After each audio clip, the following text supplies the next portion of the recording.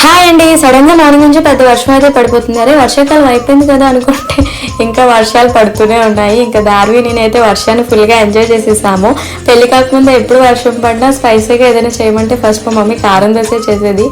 నాకైతే ఆ కారం దోశ గుర్తొచ్చింది. సరే ఇప్పుడు మమ్మీ అయితే లేదు, మనమే చేసుకోవాలని చెప్పి నేనైతే ట్రై చేసేస్తున్నాను. ఒకసారి అయితే కారం దోశ కోసం మా తమ్ముడు ఫుల్గా గోర్లతో రక్కిస్తాను. వాడు ఒక్క దెబ్బ కొట్టాడని ఫుల్గా వాడిని రక్కిస్తాను.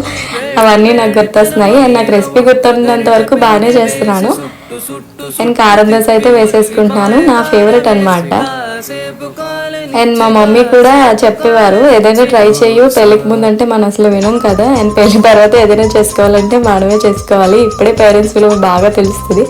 అండ్ దోశ వేసేసుకొని దార్వికి కూడా కారం తిందని ఒక ప్లెయిన్ దోశ వేసేసాను. అండ్ నా కూతురు నాకు కూడా తినిపించేస్తుంది. నాకు చాలా హ్యాపీ అనిపించింది. ప్లీజ్ మా వీడియో మీకు నచ్చినట్లయితే లైక్ చేయండి, షేర్ చేయండి, సబ్స్క్రైబ్ చేయండి.